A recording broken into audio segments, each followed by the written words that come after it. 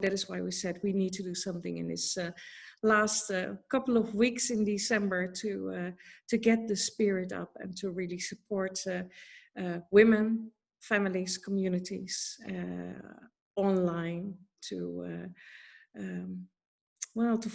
refine themselves, to reinvent themselves, and to move into this new year with really great feminine energy. Thank you. So thank you. Ingu. Yes, it's such an important time, and I want to honor you for your vision and your very powerful commitment towards this movement that I've had the pleasure of meeting many women, seeing many amazing leaders from around the world connect in with what you do, and also been amazed at the caliber and capacity of the organization to carry very important messages out into the world and to work really grassroots. I think this is something I really love about Female Wave of Change, is that you have so many amazing female leaders in many different communities on many different layers and levels. And the message has been very strong that we are reshaping the future. I always remember you when I hear that shaping, that word, reshaping the future. So back in the lockdown time, we also had a nice chat online with a few women, part of the Women of Truth circles, and then you also were with us one of those times. And I remember you being very strong in your call towards women stepping up to lead right now. And I just wanted people to know that about you, because you are a pioneer in that, and I'm excited that we are working together and that we can welcome all these other wonderful women with us today, and we can really offer support. So this goes out to everybody that's interested to listen in today. If you want to share it with anybody out of the group, please do. If you feel that somebody needs more support or more help than this live broadcast, you know, you can reach out to some of the people on my panel. They are experts trained to really help people in all kinds of stress, crisis, and emotional difficulties. So we recognize there are many people around the world going through very difficult situations. Some people have lost loved ones. Some people are in the throes of illness themselves. Some people are really struggling economic difficulties, struggling with that, or they've lost their jobs, or maybe they are in the upswing of looking at this as an opportunity and wanting to kind of galvanize and build more momentum. So wherever you are is totally fine. We want you to know that you're very welcome and very accepted here. There is no wrong. There is nowhere that we are supposed to be right now. This has been a very challenging time, and many things have been happening. And we want to offer you today an opportunity to really put a new perspective on what is happening and what can come from this. So I want to start off introducing you to Dr. Theano Galavana. She was in fact a very special new friend who went the extra mile at our conference last year, 2019, to present our work to a greater audience and to also bring her knowledge and wisdom to the podium. And what I loved about her work was her very strong commitment to something called emotional regulation. And this is why she's here today, because she's a professional certified coach. She has a PhD and is based in Cyprus, but has studied in the Netherlands, surprisingly enough, at Leiden University, and is actually in the name in her business called Dr. T. And she's going to explain a little bit more about what she does in a moment. But first, I'd like you to know that emotional regulation is the ability to look at how you're feeling and to work through those feelings so that you begin to regulate your behavior, your actions, and the way that you perform day to day.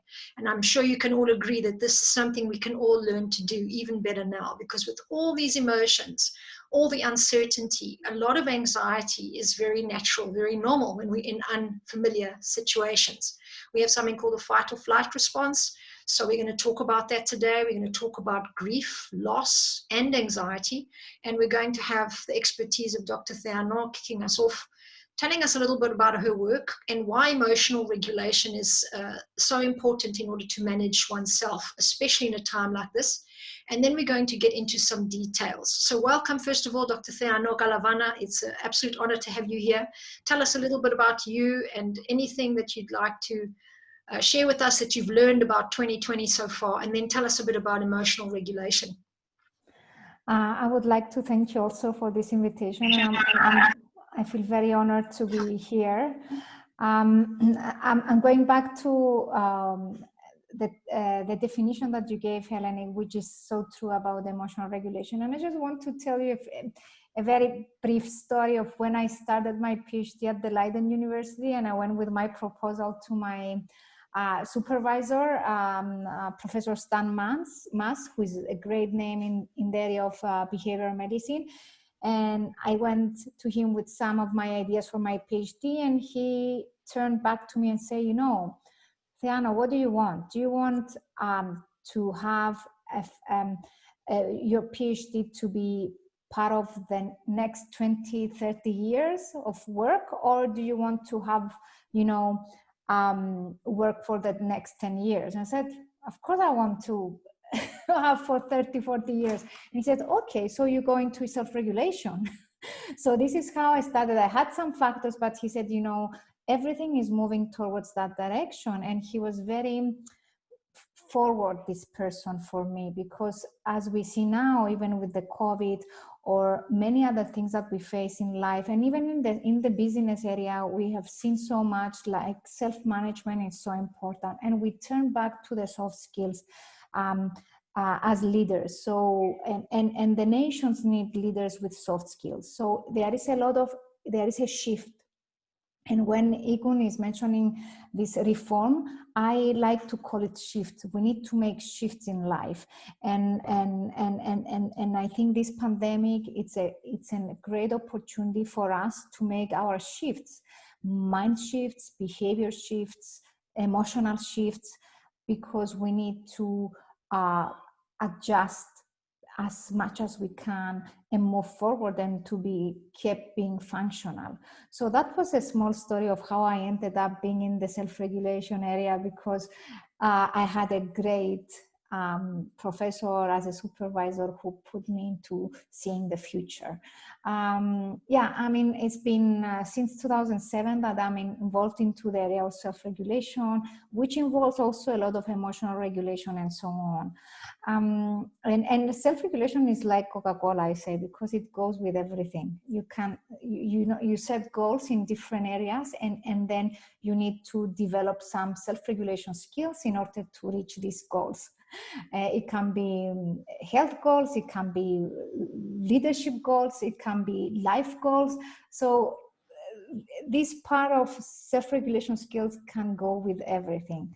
So I don't know, Helen, if you would like me to add anything else here, or Yes, I'm going to invite you back in to give us some depth into what you mean when you say self-regulation and emotional regulation.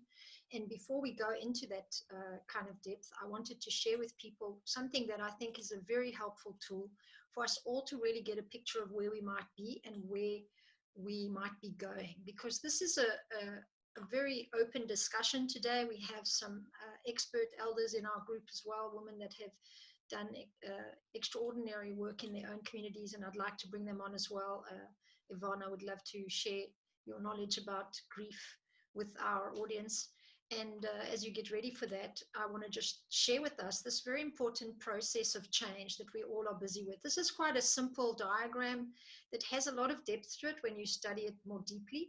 But of course, we can all relate to this old status quo, what we once had of the past, what we call the past, and also the wish that people were having that we would get back to some of that.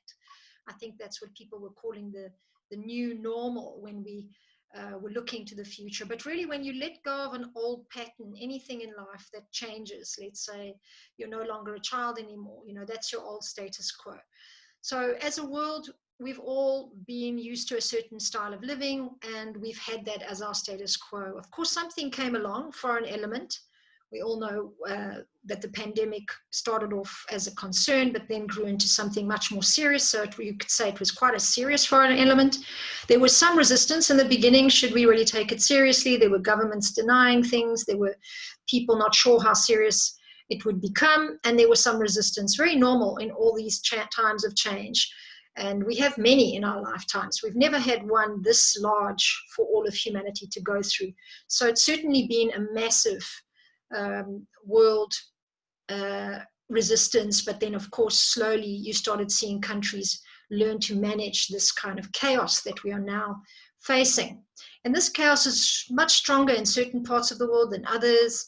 In some sectors, way more serious. In some job industries, you see it hitting harder, etc. So the chaos is not the same for everybody. And of course, when I think you've had people ill or lost people in your life during this process, you can be in some very serious chaos for sure.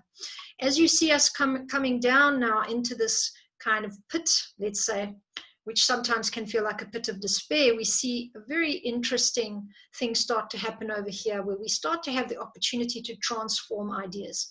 And some people are even saying that perhaps this whole process has this one shining light for us, that it's a time where we can begin to transform ideas. And this is what I think Ingun and both Theano now have alluded to, this idea of reshaping the future. Because now we have a chance to really look at where we're heading. And we all together, individually, but also collectively as a community, are deciding what this new status quo will look like and what we want it to look like. And a lot of people during lockdown were forced to ask, what do they want to take back into this new future? Like, what's really important to you? Lots of people talked about discovering new priorities, that certain things they could live without, other things not. So you see that this transforming idea is still probably happening for a lot of us. And some of us might even feel like we've been pushed back here, more chaos, etc. So as we start seeing this change upon the horizon, we just don't know how long it's going to take for us to get up here, of course. But I just want us all to keep in mind that there is something very powerful in this process of transformation. And we're going to talk about it today in different ways. We're also going to jump back to look at what this chaos really is. And I think for a lot of people, the anxiety that I spoke about before is definitely one aspect of it. The loss and the grief that comes with letting go of an old life is also something that we can definitely talk more deeply about today. And we're going to look at skills, things that we can do to deal with the chaos if you are still here. And if you have started moving, or if you have moments, very possibly that you have moments where you jump back and forth in this process. Maybe you have moments where you're integrating something new, but then you slip back down here and you slip back to chaos. Also, totally normal for us to be in this whole section over here, managing this great change. So last thought for this diagram is that there really is somewhere that we are heading that is a new integrated status quo, but we all are working to create that. And as we do that, I would love to invite Yvonne to the panel. If you could jump in, Yvonne, and tell us a little bit about your location, a bit about you, people that don't know you, but the wonderful wisdom that you always share with us. I'd love to give you a space to do that here. And let us know a little bit also about what your thoughts are regarding this chaos, the emotions that people are sitting with right now.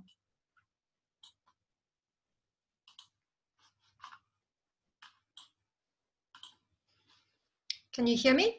Maybe we can ask you to unmute there, because I think I see you and then I miss you. So welcome as well to Sinead Hewson. She's just joined us. Sinead is going to take the floor as one of our guests as well today. So welcome, Sinead. Nice to see you doing the jobs of motherhood in the background there. Yeah, it's Saturday, so so apologies for the... No problem. So welcome in a moment. Let's get Yvonne on. Can you unmute, Yvonne, and give us your pearls of wisdom here? We're waiting, bated breath, on the edge of our seats. Yvonne is such an active community development leader and inspirator. Maybe you can unmute. Do you have the way to do that? Still can't hear you, Yvonne. I need you to unmute. Can you do that?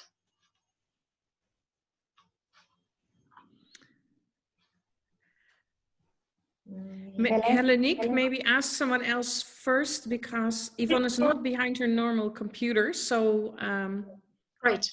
So let's jump then into the equally profound wisdom of Sinead Hewson. It's really lovely to have you, Sinead. We were waiting to also hear from you and to understand, I think, the real pressure of this time, which is the loss and the grief of an old life, of an old self, of an old job security, of the old certainty. You know, people were projecting out into 2020, I'm sure last year, thinking things would be very different to how they are now.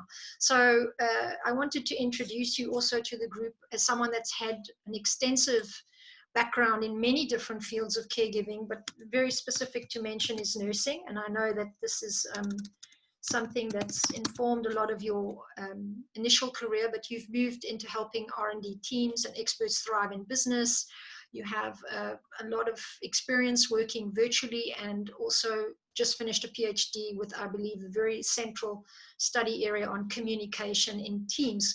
So I think it's fair to say that you have quite a spectrum of knowledge and wisdom that you can share with us.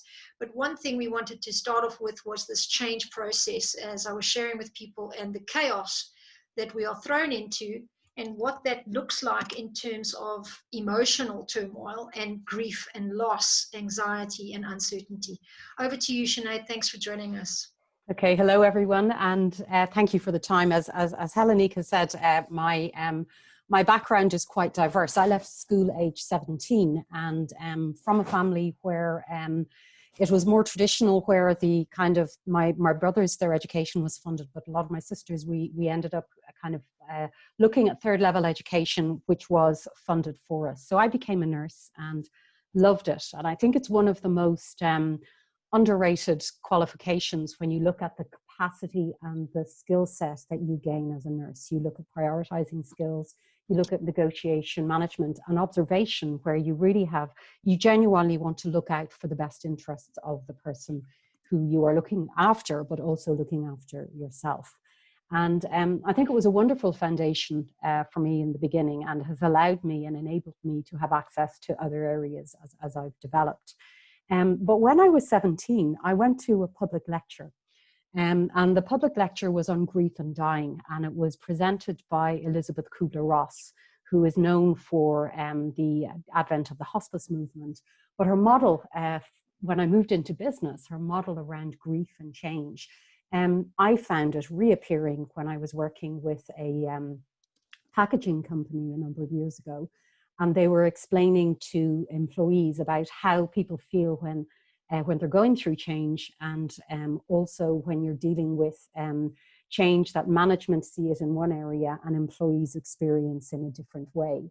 And I'm not sure if I'm allowed to share my screen, Hellenique. Am I able to do that? Yes, I've given access. Super. So what I wanted to do was just share with you this is called the Path of Change, but it's actually based on the Kubler-Ross model. And I think it's really relevant to us today because, you know, I think when a lot of people were making their New Year's resolutions last year, it was all about, you know, new decade, new age, and it was all about finding, you know, looking at reinvigorating our lives. I think a lot of people had these ideas of big ideas they wanted to make happen at the start of a decade and finish by the end. And obviously we kind of had a little bit of a shock in the first quarter, where the way we interact, the way we socialize, and even the ability for touch changed. And that, I think, in the beginning, there was a very high expectation, and I think we would all agree that that's what was experienced. Everyone was making the best and trying to do their best in an extremely difficult situation. And as we've gone further in this time, I think you will relate to some of the terms that you can see here, where, you know, when we realize the effort and complexity of navigating through a global pandemic, there is confusion and there's also blame. And I think in the various markets that we've all been involved with, you know, we've all noticed that, where blame around putting economy first or health second, blame around, you know, supporting carers or protecting society, etc., and impact on our own quality of life as such. And I feel now that we're moving more towards this testing out phase.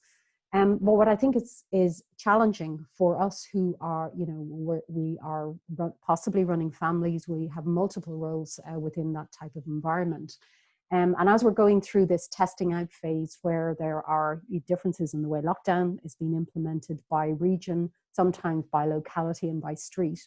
We've children coming in from school, not understanding why they're able to socialize in school, but they can only have 2 friends in the house because it's a different rule within private dominions. So this grief and this sense of loss around what was there before and the impact on the opportunities, we're dealing with it on multiple levels. So, you know, I found in my own life that my daughter has lost out on opportunities. She loves singing. She's lost out on opportunities to perform. to do the basic things that you would do as part of say a theatre study, that type of thing as a teenager. And then, we've seen the way I had to sit my PhD in a very different way. It was delayed by 6 months because with COVID, it wasn't possible to process everything, and the various universities across Europe had to change the way that they can validate exams in order to enable people going forward. So although it's been difficult and people have felt held back and perhaps even displaced, I think there has been an awful lot of really good work moving forward. And as we're in this testing out phase and problem solving, seeing that, we have wonderful news about the potential of vaccines, but we're still going to be problem solving for the next year, possibly 2 years, as we kind of negotiate as to how safe it is from a health perspective with the way these kind of variations of COVID go forward. So I believe it is going to be better than before, and we're going to have this hybrid type of life, which is a mix between the virtual environment that we're in now and the face-to-face, which makes us thrive as well. And what I've noticed is this sense of displacement. So some of you know that I'm a twin, and my twin lives in the west of Ireland, and they run a holiday village in the west of Ireland. And, like my own business as well, suddenly their business changed. And they were actually picked as a COVID center to actually, the crisis team for the region is there as well. But they've also had to rethink how they deliver and how they run their organization. So there, for example, schools have had to change the way they run their classes. So they have been asked to provide sandwiches, and they provide kind of ready-made healthy meals for students and teachers because the catering facilities aren't appropriate within that area. So they've had to kind of adapt and serve the community as well. But I remember having a conversation with my twin a couple of weeks ago, and the second lockdown had come in, and she was setting up her home office. And the word she used with me was displaced. And she just said, I have everything in place here. I have superb internet access. I have, I have my desk. I'm trying to set it up in a way that allows me to work, but also allows me to step away from this and have family time. And the word she used with me was displaced. And it is something that happens, I think, to us all at different stages of our lives. I experienced that feeling having to work virtually about 15 years ago when my daughter was born. And what I was able to do, and the things I took for granted when I didn't have children, about, being able to kind of hop on the train and go down to Brussels for a meeting, being able to drop things at a moment's notice and work on a proposal. Those things changed. So I would also argue that certain aspects of this grief that we're dealing with, for those of us who experience change, either as being parents or being our carers of elderly parents, for example, we actually have experienced it in other forms. And I would suggest that perhaps it's a bit more explicit for us, and it's perhaps more polarized and showing where the gaps are, where we can improve, and also where society can improve. So I actually believe that although this grief that we're experiencing is extremely challenging, I do feel something good will come of it, and we will pick out the best aspects of how we interact, how we express our health, but also how we interact as females as well, in a different way. But there are areas that have been exposed, and I think it's for us to highlight those areas, but also for us to decide how we navigate through the confusion and blame to actually create a better quality of life for ourselves. So that, for me, is very important. And I think it's also important to recognize that when we look at this path of change that you can see on the screen here, is that, people can be at different locations on that path of change. So, for example, I sat in on there was a public briefing by the European Medicines Agency yesterday, and they were explaining in layman's terms the process of why they are taking this time and rigor to assess the data for the vaccine going forward, the type of validation that they're looking at. And they invited the public, but also patient organizations to contribute and to speak. And it was very, very well structured. And you could actually see how in their, if we look at this graph, they were very much in the problem solving stage, looking to see what the solutions are to help address this pandemic. While some kind of people on the call were on a different part of the discussion, where they were kind of trying to work out or trying to understand from the confusion and the misinformation within the media, trying to understand what is valid or what is not valid. So what happens us on a day-to-day basis, be it in our families or be it in our businesses, is that we will notice that people, our colleagues or family or friends, could in fact be in different parts of this path of change. And sometimes this confusion piece can actually be articulated in other versions of this as feeling depressed or feeling low. And there is this sense, I've certainly noticed within leaders in a number of events I've been to, where it's like, I just wish I could see my colleagues again. I wish we could do things face to face again. And for the moment, we have to hang in there and find ways that we can do this virtually. But we can also value more the interactions that we have, and it will be more special as we go forward. So as we go through this path of change and experience this sense of loss, we are also going to gain something better. And as Kubler-Ross has said, that when you integrate this change and accept the loss and what you've gained, life and how you live can be better than before. And that's what I hope, and I know deep down, is actually what we will experience over the next 1, 2, possibly 3 years. And this is an opportunity for us to question how we go forward. And what I would love, just before I finish up, is I'd love if each of you could just maybe step back from your desk for a moment and just reflect, and maybe put it into the chat about what is the one insight or benefit that you have noticed in the way that we've had to change, and in the way that we have been looking at how we are working virtually. But what have you noticed that is either you would appreciate more, or you notice that is actually a good thing that has come out of this? And I would just love if you could take maybe a moment to do that. And I'm curious to see what will appear within the chat, or if you want to unmute, and maybe Helen can moderate the part of the conversation. I'm curious to know what your thoughts are. Thanks so much, Sinead. And I think everybody watching, we can all agree that it lives up to the name, being kissed over the edge. That was a very nurturing and beautiful way to take us through this very difficult path with the graph. And, we're really seeing how we started off with shock, denial, blame, which are very normal reactions to change and specifically to loss. And then the confusion and this testing out phase. So thanks so much, Sinead, for sharing that with us. And I think the one thing to notice is, and you'll see it on the left-hand side, and actually I didn't make this explicit, is that this aspect of performance and self-esteem, okay, is that it can impact on maybe a colleague is a week late sending an email, or is not motivated in coming up with ideas, or you find yourself, you're kind of going, oh, do I really need to deal with this? So you notice that will ebb up and down.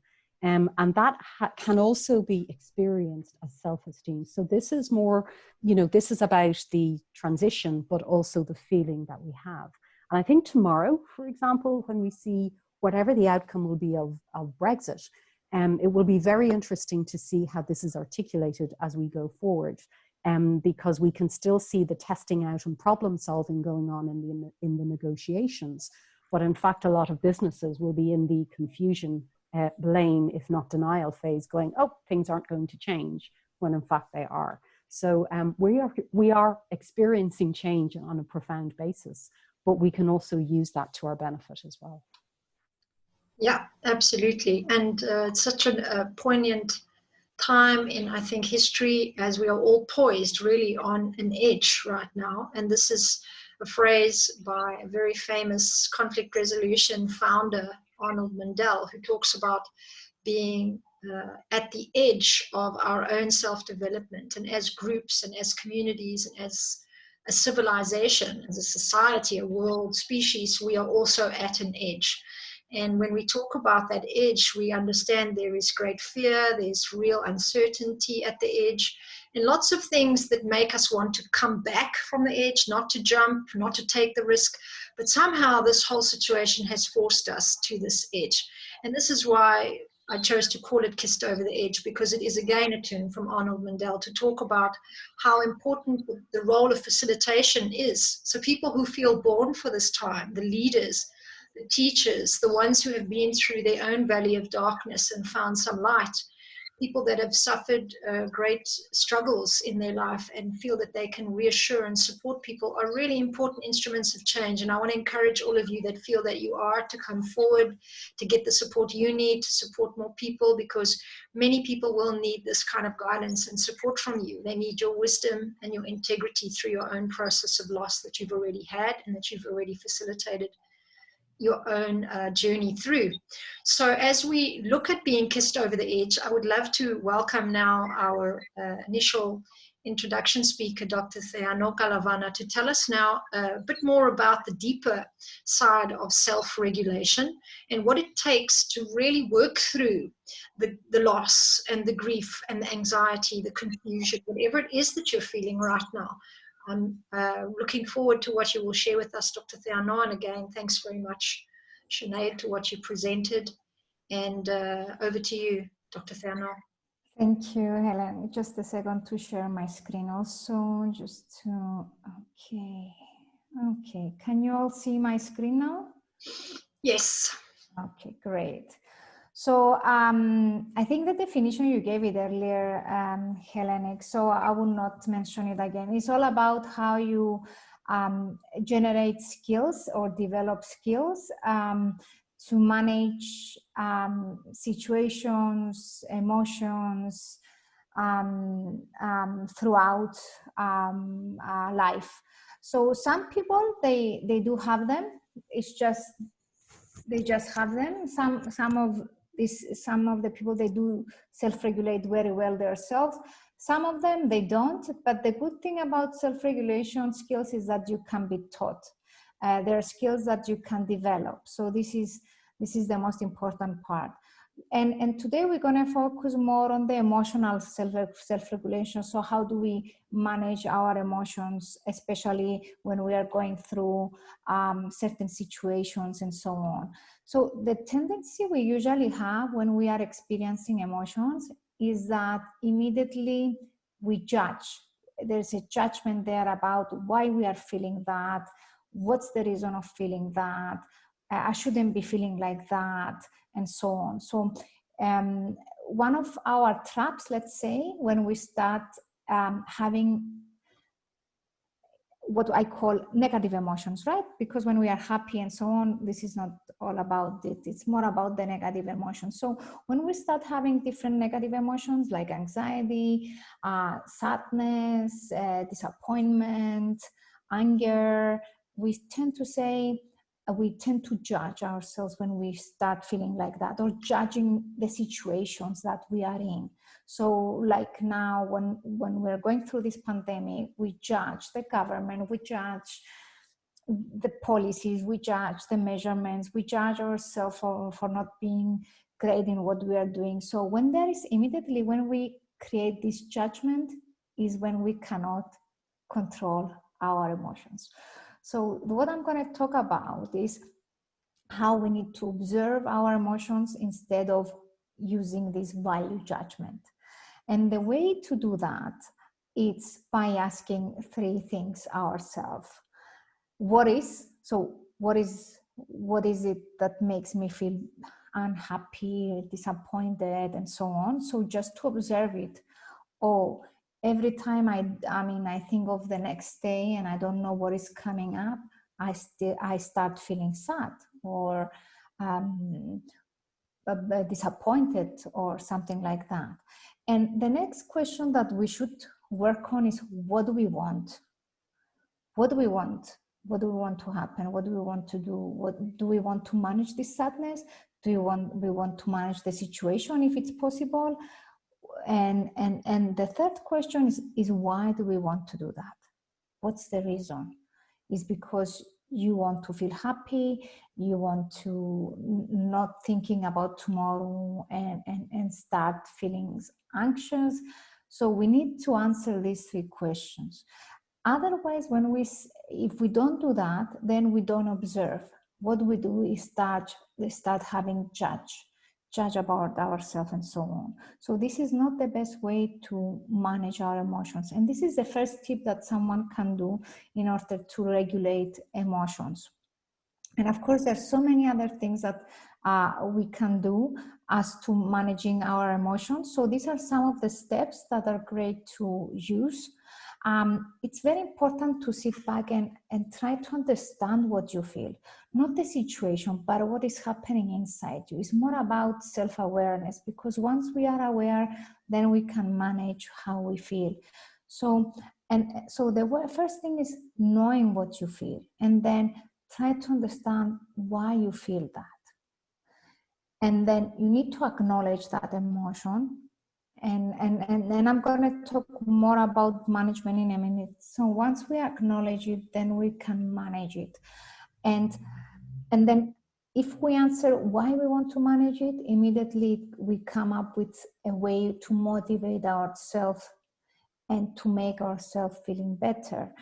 And then it's not only about us, because emotions are contagious, even in that work environment or in our families. So if we feel sad, the rest people around us will feel sadness too. So we need to be able to recognize others' emotions also, and understand also what makes them to feel like that. So trying to empathize, trying to acknowledge their feelings too, because we are not the only ones that are sad or anxious or angry, but there are also people around us that they feel the same. So we need to reach out and show some empathy there. And of course, what we need to keep in mind while we are feeling all these negative, let's say, emotions, it's important how we're going to communicate them. It's very important to be able to form them in a way that you will not make things worse, make your relationships worse with people. So some more tips about managing emotions is the one part I mentioned earlier with the 3 steps of observing instead of making a judgment. So it's very important to identify what you feel, but at the same time, identify how you would like to feel and think. So instead of feeling anxious, what I would like to feel, how does it look like? If it was an image, if it was a moment, how this moment will be. So it's very important to create some visualization there, and to remember to visualize what this feels like. It's so important, because immediately we will start feeling better than how we felt by thinking something specifically negative or being in a situation that is negative. This is nothing to do with denial or not accepting the reality, but it's more about, okay, how I would like to feel, how I would like to think, how I would like to behave. So it's very important to create thoughts which will help me to manage my emotions. It's very important to be in the moment and worry about what is essential at the moment, not about next year, what will happen with the vaccination, if it will work out, what will happen with my job, I will still have a job, because this is very far and it's so uncertain that we cannot have it there. So instead of that, it's better to be in the moment. And also it's very important to be able to understand that not everybody feels the same. There are people that they react differently into situations. So we need to have some acceptance to that. And something that is very important is that we should never pick up on others' emotions, especially the negative ones, right? So we should not allow ourselves to be negatively affected by others' emotions. It's their emotions, they have their own reasons behind them, but it's not ours. So what we can do is just to be curious about what makes them to feel like that, what is there for them. but definitely not to take it personally.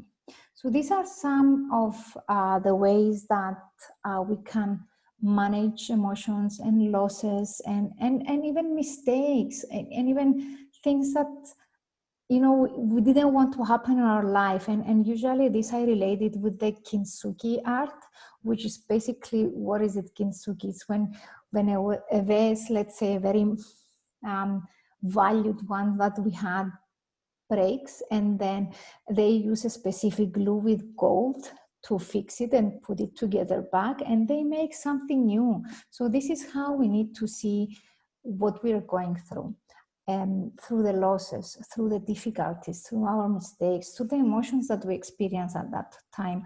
We need to become aware of them and think how we will use this for to create a better self, to create our shifts, mind shifts, as I said, behavior shifts, and action shifts also.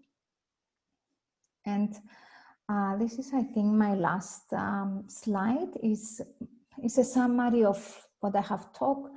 It's so being mindfulness, being in the moment, and being aware of emotions is how we improve ourselves.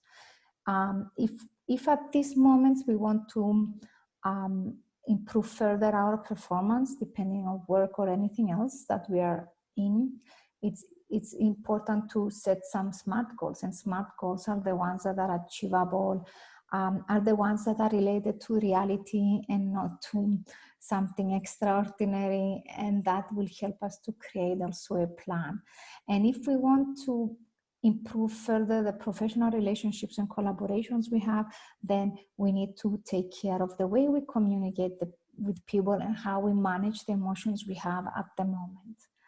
I think that's from me now. Thank you so much. And if you do have any questions, please unmute yourself and ask or share them in the chat. And I don't know, Helenik, if you're gonna coordinate these questions and answers and anything that you would like me to. I will stop sharing my screen, and if I need to go back to slides, I will come back to them. I just want to say thank you for the presentation. I really loved the metaphor that you explained about kintsugi. I hope I'm saying that correctly, but the idea of something very precious breaking and gluing it back together with gold. I haven't come across that before, but I think it's a very, very powerful way of highlighting change. So thank you for that. Beautiful. Thanks so much for a very practical, step-by-step process to really begin to observe emotions. So let's all do this together as a community on the planet. Everybody watching this, you now know that that's the next step, is how to support other people. Try and work on yourself first. To take some distance from people when you know you might be reacting or projecting, we call it, or really like getting triggered by what's going on emotionally, and stand back, look at what's going on and try and observe the emotion. Ask, what is it that you really want out of this situation? And then, as you saw, there's some complexity to what we're busy with. So take some time to respect that in yourself as you move through the different stages. We will have a short little time for some questions. I wanted to invite Yvonne to say a few words, and then I'd like to use just 5 minutes to present something to you, which is one simple idea from me today about the higher law. But over to you first, Yvonne, if you can share with us some of your wisdom. Yes, thank you so much, Helenik, and thank you so much, Tiano, for reminding us that the first step, what we know, what you've been through, is to accept. Because in my journey, I found that the resistance to face the challenge is what really holds us back. I did my best to make sure that I don't miss this opportunity today. I've driven for 7 hours all the way from the other province because my children had said, "You've been doing so much, so we don't like that, so you need to take a break," which I did. But within that, I allowed myself to each in moments that heal as well, because it's part of my health restoration. May I also say that this is a very special day for me. I had to make time to be here. The 12th of December, this is the day when my father was born, but it's also the day that he died. And everything about him was 12-12. He was born in 1912 on the 12th of December and died on that day. That said, there's something extraordinary that I learned from him, and is his silence and peace and stillness. So in my journey in the midst of chaos, when everything is going left, right, and center, that is the grooming, the teaching, the learning that I got from both my parents. I've shared the other side. Keep still. Things will change. Some will remain the way they are. And what doesn't change, that's what it is.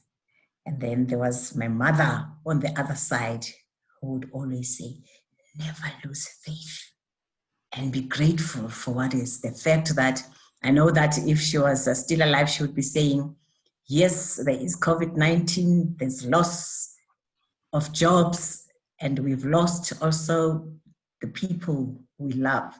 But over and above everything, let us be grateful and count our blessings for what it is. There are 4 things that really tested me during COVID-19. Then the first one is health. Like everybody else has shared, the fear, the anxiety, the uncertainty that with my history and the challenges in my immunity because of the post-trauma, how was I gonna cope with that? But the power of faith is amazing. What really happened is that my family, almost all of them, my sons, their loved ones, their children got infected. And I think it was a reminder for me that, do you still have faith? And do you know that you've been given the second chance in life so you can heal and uplift others? And little did I know that the 2 grandchildren that I was looking after were the carriers of COVID-19. I spent time with them for 33 days, allowing their parents to heal. Nothing happened to Mom Yvonne. Still this day, with the faith, with the trust, with the power of surrender, I'm alive, and they all got healed. So that was the big lesson for me, that with everything else, our faith and gratitude and what we value in life, and Mom Yvonne values the power of story. And it is for that reason that I said, let me participate effectively, thanks to Ingen and all our leadership and all our teachers, because I did participate effectively to all the engagements of the Female Wave of Change. And there was so much that I needed there. I mentioned health. You know what anxiety and fear can do. You go back to depression. But isn't it, I had everything that I need because I attended all the mental health sessions. And it is my wish that as we move forward, we educate people about the mental health, because we all, even the words that we use, what we define it, and we all think these will be people in the mental hospital. And not knowing, for instance, in our country, as statistics say, every 1 in 4 of us has a mental health issue. So my observation from a health point of view is that it actually became worse when people were going through the challenges and trying to deal with the COVID-19. And I think earlier on we mentioned integration. It wasn't only health that tested our faith and shook our hope. It was also the lifestyle. With Mom Yvonne, you can imagine what it is. I work mainly with my right brain, and you know that it's more about interaction, going out there, meeting people. But now there was a new world order that is stay at home, be on social media, be online, be on Zoom. So that's a change of lifestyle, but also what made me survive, and those that I encourage in my life was to be open to try new things and to remind myself that I'm a lifelong student. It's never the end. It's yes, when you've done this and that, but now it's a new era. You can't go to the corporates. There are no events. There are no face-to-face conference. And thanks to the female wave of change, I think I have attended many conferences online, but I do think ours was so fulfilling and holistic and life-changing. So over and above the change that I faced in health and in lifestyle, it was the work life as well. So having to find new ways, and how I supported myself as well was reminding myself that, hey, we are not alone. That is why the female wave of change values unity in diversity. And the reminder that I can't do everything. I am not on my own. And that is where I would open myself to all possibilities. The last thing that really affected me, and not only me, everybody else, especially in our female wave of change, I see Bonnie is also here. It was to see our family members, our loved ones, going through so many challenges, not necessarily related to COVID, but other chronic diseases showing up. And we lost so many people that we love. And that took me back to my own journey, which I traveled almost 14 years ago, that faced with trauma, when everything else cannot work, when the people you go to, your medical team, tell you is the end of the road, where do you go to? And the things that really sustain me in moments like that, and I always share with the others, that it's your faith. And your faith says, yes, you don't know where you're going. You don't know what tomorrow will look like. But what you do have is this life right now. You are breathing. So what would you like to do at this moment? And I always remind those who are close to me that always think about, if this was your last day, what would be your last message and the learnings that you would like to share with others? From my side is that every second, every moment, every hour, every week, every month, every year counts. Live your life fully as if this is the last. And secondly, don't forget that we are love, and all we need is love, but it can only start with you. Love yourself so you can be able to receive love. And the thirdly is something that I always share, that my moments, the time that I spent at the ICU, just reminded me that, oh, by the way, we're taking nothing with us on our last day. All we take is that grateful heart, that what have I done to touch others? Have I served? Have I reached out to those who need me?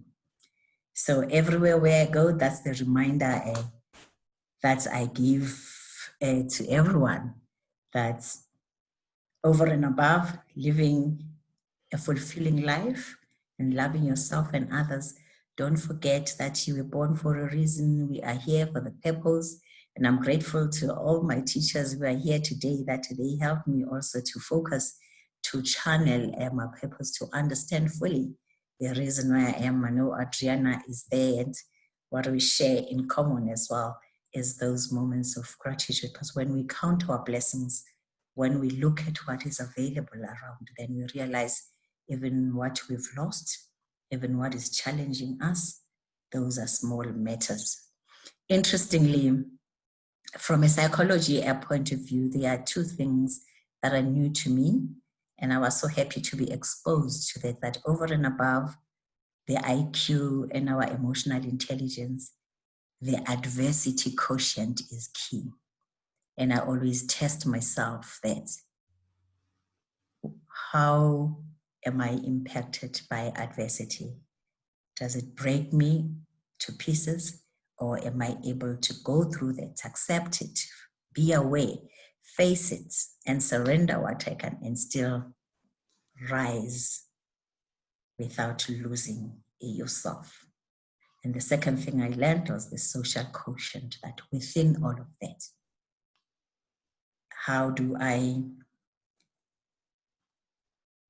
handle relationships?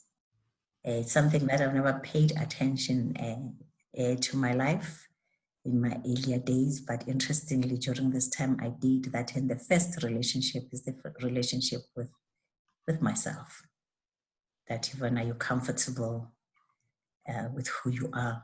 And what is the relationship with my husband and my children? Relationship with my associates, my friends, the institutions that I work for. And every day I wake up exploring, learning that how do I make sure that I keep a balance and I maintain that. And it's something very important for those who are journeying through the post-trauma growth, because if you don't deal with it, it can create chaos in your life and bring another drama. Because the first challenge is for you to accept that this is the new Yvonne, in the same way as we're going to accept that the COVID-19 era is a new era. So I have had in my journey to accept the new Yvonne, who's not necessarily 100%, maybe it's not even necessary who she was, but there are many other challenges, and you can't explain to the whole world that I'm healing on this, I'm stronger on this. And how I dealt with that in my own life is really to value my strength and not to focus. The weaknesses, I'm aware and I do the best I can, but what I celebrate and make sure that I do the best I can every day is what I'm exactly doing. Sharing stories of courage, sharing stories of hope, learning and teaching tools that make us go through the worst in life, but still we remain strong. But also the humility that life is about that. Thank you so much. Yes, yeah. Yeah, you don't have the story. It can also go on and on, but I am so grateful. And just to conclude it with that, my last message is that change is inevitable. However, change is opportunity. So let's take it and reshape the world. It's like a prayer listening to you. And Yes. we are running over our hour. I wanted to also share with you one last message which ties in very beautifully to this adversity quotient. I've put in the box that if you have any questions about any of our speakers or what we've addressed today, I'd love you to put them on the bottom of this video on the Female Wave of Change group that is going global. You'll see it's the Female Wave of Change global group. If you are watching it somewhere else and you want to question or interact, put your questions there and I will invite the speakers to come back and support you in that space. If they don't, I will. And that way we can have a deeper conversation here about all the beautiful things we are learning together today. So when we hear each guest present, it's very clear that there are many things we can now do. We can begin to learn to observe our emotions. We're going to learn to see this as an opportunity to take to really learn skills. We also want to acknowledge that we are losing an old life, that we're grieving an old life, and that that's okay and that's important to do. We also heard now change is inevitable, and courage, sharing stories, really connecting, and also understanding more about this power in us to deal with adversity is very, very important. And so I want to share with you one last message for today that's really involved a lot of research. Can you see this slide with the growth mindset kissed over the edge purple? Can you give me a yes or a no? Yes or a no? See everybody, so I hope you can see it. No, it doesn't look like you can. Can everybody see this? Yes, I can. Okay, wonderful. Thank you. So when we talk about this adversity quotient, it's very interesting to notice that the body has a different kind of physiology, a different chemical reaction when the stress that we are experiencing is perceived to be very threatening, which is where obviously a lot of us are when we're looking at being pushed all the way out of our comfort zone as we've experienced in 2020. And this is really what we call distress. And I think the capacity that Mama Yvonne is talking about and that Dr. Theano is teaching us to develop, and that Sinead is also alluding to in the way that she's talking about moving through the process of grieving, is to learn how to actually re-look at the opportunity inside change. And really we have some amazing research on this very powerful phenomenon that's been now talked about as the growth mindset. And I think this is an excellent opportunity for us to begin to practice that. And it's a very simple thing. It means that we look at an opportunity inside a crisis or inside change as something that helps us grow and something that teaches us new skills. When we start to do that, we can manage to push through the fear of the unknown and the change that we're facing, and we can begin to learn new skills as we've been talking about today, and then really truly grow. And I think this is such an important thing for us to learn to do as a species altogether, because this is how we create something called eustress. And if you want to know more about these qualities, how you can develop more of them, you're welcome to join us as we talk more about them in the Women of Truth conference on health, which is going to happen on the 9th of January. We're looking very deeply at how to integrate the way we look at health to understand that it is a body, mind, and soul integration. And faith is a very, very big part of that. So with a nice introduction to that, I just want to add one more aspect to that, is this phenomenon up here called the higher law. And it really means that in every single life right now, there is an opportunity to take this time and to begin to focus on whatever could make your life feel like it's moving to a higher direction. So what do you value most? What are your priorities? Is it the social quotient? Is it the fact that you're learning and growing through this time? Is it that you want to learn to do something in a new way? Is it that you want to deepen relationships? What is going to be your higher law for 2021? This is what is so important for us all to begin to know. We can focus on this, and we can then develop a very positive form of adrenaline, which is the kind of adrenaline that motivates us. It gives us the reassurance that we can cope with the difficulties. It's the kind of encouragement, inspiration, and support and courage that we've heard our speakers talk about today. And it does have a different physiological response in the body. It's called eustress.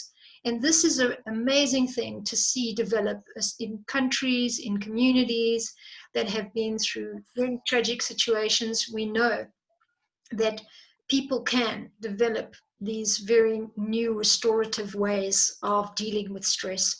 And we have this very powerful story and research behind it on the growth mindset to remind us of that. So with that, I'd like to leave you with that thought. I would love to thank everybody that's given their great contribution here today. It would be very special for us to hear back from you. And because we have one more female wave of change thought leader with us, Bonnie Fatio, I would love to give her the privilege and the honor of closing off this meeting and giving us her best wishes. So I would love to welcome her as our final speaker to just give us a good send-off. And to everyone else watching and everyone that will watch this in the future, we are caring about you. Please know that we are here to support you if you need to reach out. If you know other people in your life that don't have the chance to watch a video like this and they need help, we would love to encourage you to encourage them to ask for help. There are many people giving service and supporting the community right now with free treatment, free interventions, free counseling, and there are also many other ways that you could get the support. Thank you so much to everyone, to Ingun and to Female Wave of Change. And Bonnie, welcome, and thanks so much for sharing your time with us today, and give us your last words of kindness and wisdom, as I know all the wonderful ladies in Female Wave of Change can do. A very, very warm thank you for this seminar. You know, the dream probably of everybody here today is to positively transform the world. And yet what we are too often overlooking is that if we're going to do it, it depends on us.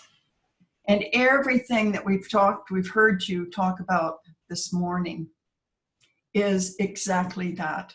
It's how to take control of ourselves, our emotions, and the importance of becoming aware of all of this. And to me, that is the basis of what will be the transforming of the future.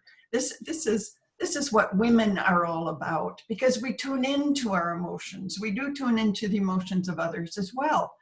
And if we are going to positively transform the world, and I truly believe, that this is one of the greatest opportunities for us to be able to do this. It's during this pandemic and coming out of it, because at the global level, women leaders are being highlighted for what they have done above and beyond what the male leaders have done in this particular situation.